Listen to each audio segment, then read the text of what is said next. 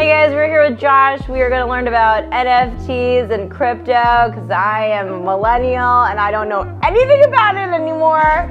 So, Josh, yes. Welcome. Thank you. I'm happy to be here. Excited to talk about NFTs and crypto any day. Yeah. Literally. I'm super happy to have you on the Meg Mutt Show because that's what we're doing.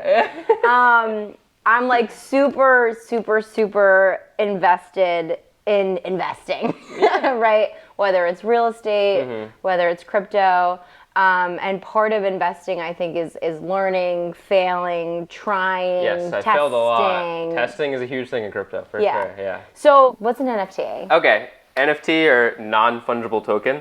Basically, it's any digital asset on the blockchain. It's as simple as that. So whoever has ownership of something, you could just see it on the blockchain. That's as simple as it is. What's a blockchain? So a blockchain is literally just information. It's basically just like a piece of information that you can see. Like, it's visible to everyone. Nothing's a secret. Like, you could look at everyone's wallet. You can see what everyone has in it. You can see all the transactions they've made. So yeah, the blockchain is just storing information. Simple as that. And transactions. Correct. Yeah. So like whatever's purchased and sold. Yep. It's like a different kind of market. Yeah, and like an NFT can even be like if an artist wanted to sell like music ownership, like you want to own this song or something like that. There was an artist who did like an album release for NFTs. Everyone can see what you have. People are making their Twitter profile pictures like the NFTs that they own, like little cute like cartoon pictures and stuff like that. Yeah. So it's really kind of weirdly capitalistic and showy, but not. For sure. No, there is a part of that. Yeah, absolutely. So what does that actually mean? Like, people are purchasing it, selling it? Yeah. What is it? So basically what everyone's doing right now is they're selling like art or like pictures. Right. Like, have you seen any NFTs? Like, I've seen the ape ones. So those are roughly around $200,000 for the cheapest one, which is, casual, right? So that was, the Bored Ape Yacht Club became like a powerful brand. They just did a lot of revolutionary things in the crypto space, and that's why they're so expensive right now. So NFT is like the item that you're purchasing, essentially. Yeah. Right, and then the crypto is like how you're paying for it. Correct, yeah, okay. So you buy an Ethereum. Tell me what one Ethereum So costs. one Ethereum's around $3,000, and the Bored Ape Yacht Club has a floor price of 100 Ethereum. Floor price is the cheapest NFT of that collection. They also have like utility where like, they have events, like they actually own like a yacht where they get together and they meet up, like and you can only get in if you own the ape. You should do that. You know what I mean? It's really cool. Like there's certain things that you can't do without owning it. So you've had success in crypto. Yeah, absolutely. So tell me. But I've also had a lot of fails, which we'll talk about after the success, because everyone wants to hear about that. So right now my portfolio with like NFTs and crypto is around $200,000, and I started with $10,000 in October of last year. Wait, $200,000 in crypto? Yeah, and NFTs, yeah. If somebody wanted to invest in crypto, like what are the things that they need to like open up in terms of like an app, as basic as that? Yeah. Have you ever heard of Coinbase? No. Okay, so it's on the App Store. Called Coinbase. It's the biggest exchange, like a centralized U.S. exchange, you know what I mean? Because we'll get into like decentralized stuff and blah, blah, blah. But yeah, so that's the easiest way, is to download Coinbase, put all your information in, they approve your thing, and then you deposit money into there. Okay. Yep. So Coinbase is how you create the transaction? Yeah, basically, like if I wanted to buy Bitcoin or Ethereum, you can buy it there. And then if you want to like buy NFTs and stuff like that, they actually have a platform coming to the app. It's not out yet, but it's coming soon. So you'll be able to basically put money from your bank account into Coinbase and buy NFTs right on their app soon. You are an investor and in crypto or in NFTs. What was the tax rate that you said? So it depends on your state, but you could look up the short-term and long-term capital gains tax for whatever state you're in.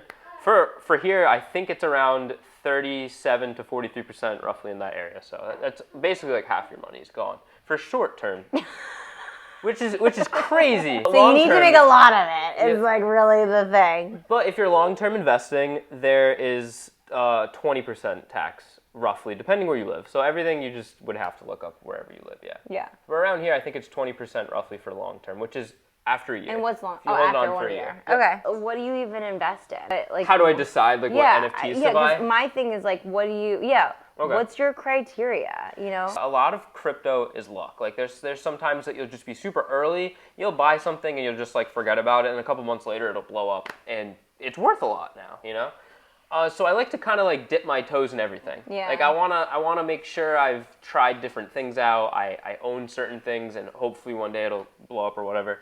And it's worth it. In the end, like you'll lose a lot in NFTs, but you really should be winning more than you're losing, or you're doing something wrong. Yeah. But there will be losses in NFTs because there's so many projects releasing every single day. Yeah. So the criteria is sort of like, oh, is this team that built this project, have they already done this before? Like, are they reputable? Which is kind of what I what mean? we were talking about earlier. There's some like sketchy projects out there. Like Yeah. crypto sketchy.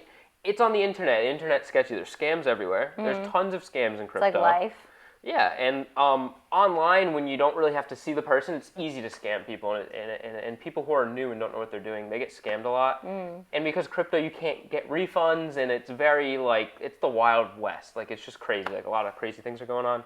You have to be careful. The community is the reason why I buy a lot of things, is just because just like, oh, like, you can tell they're powerful, they love it, they believe in it so much, and it's so cool, and it makes you want to buy it as well. A good thing about crypto and NFTs is like a collection will have a lot, right? It's actually very beneficial for you to share your idea that it might like do well or go up. So it's not like you want to like buy things and like not tell anybody, right? Like you want to buy things and tell people. Share it. You want people to know, because then they'll probably be interested, and that does better for the project because more people buy into it. What is a project? If me or you wanted to like start a business and make an NFT collection, let's say we get, you know, like an art collection, right? And there's 10,000 of them.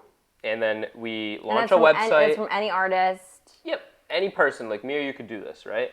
You could even go on Fiverr. A lot of projects have been popping up where it's just like people go on Fiverr, they pay an artist or whatever. They're not really like doing too much. What the artist will do is that they create all of these individual traits or attributes of the NFT, and then they just use a generative, like a program, right? Well, they just generate different colors onto that same thing, different like So you makeups have a red of hat and a green hat. Yeah, and correct. So yeah. like randomized like Right. makeups that would create the apes, right? If someone wanted to get that done in like a week, they really could. It's like, it's just graphic design 101. Yeah, and like so a lot of crappy projects pop up, cash grabs, people that just want your money, they don't really care if it does well or not. Like I said, it's the Wild West, it's the internet. So if people are gonna buy it, they're gonna buy So it. is it mostly just in art? I mean, or is it... Yeah, it's basically literally just like a picture of like anything. It literally could be anything. Like you could even sell photography as NFTs. It's literally just like putting a photo on the blockchain, basically. Different people have different values for certain things when it comes to collectibles. For everything. For everything, right? Someone could be like, this ape is worth way more than 300,000 because I want to be in the community.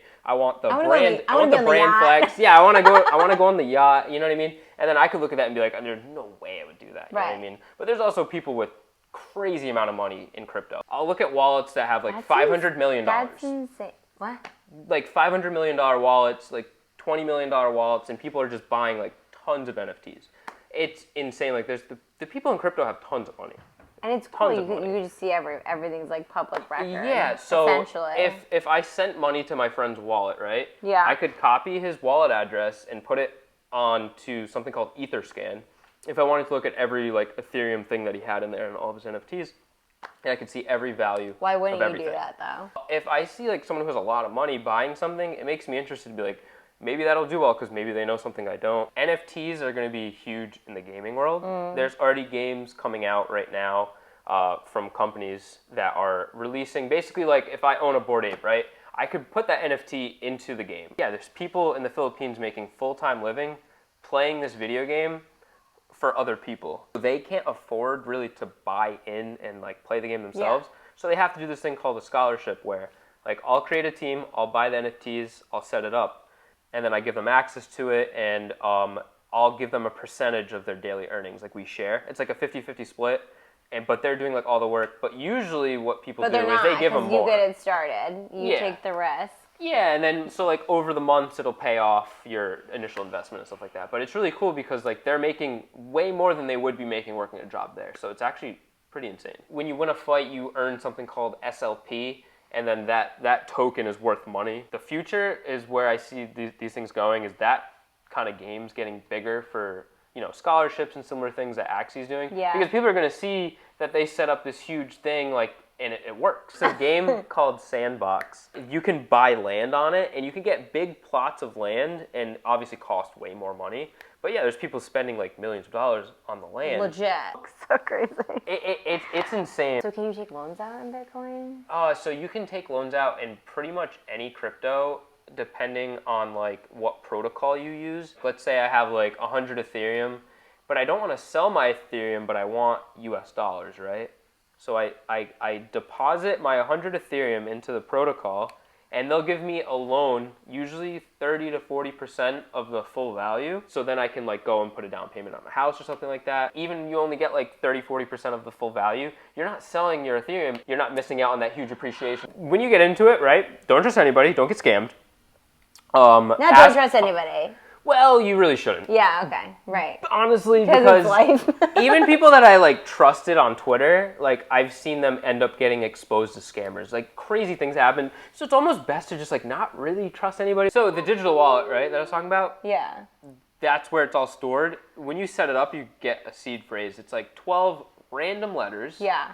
Words, sorry. It's 12 random words or 24 depending on whatever program. Words? Yeah, so like just random words in assortment, right? So you're not supposed to digitally store it because if you ever get hacked or if someone gets access to that, they can get in your wallet. So the seed phrase, if anyone has that, they get into your wallet. They can do anything with it. Don't give out your seed phrase. Literally, it's kind of like don't give out your social security number. Yeah. Like why? Why do you need it? Exactly. If you wouldn't give that out, just don't. Just don't. Josh, thank you so much for coming today. We learned so much about NFTs. We'll definitely get together and talk again about like beginner investing and stuff like that because like it is easy to make money, but it's also way easier to lose money.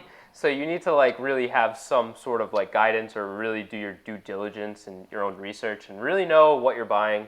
Just don't buy anything unless you truly understand what it is or kind of like where the market's moving. That's really all I really need to say. But if you do want to speak to me or talk to me anything, Nubdub Crypto on Twitter, NUBDUB Crypto. On Twitter, whatever, DM me, add me, I answer everything, and yeah. So I also post about like investments and things that I'm buying, but all that cool stuff. Buy some NFTs and crypto. NFTs and crypto, Yeah. yay. Just be safe out there, that's all I say.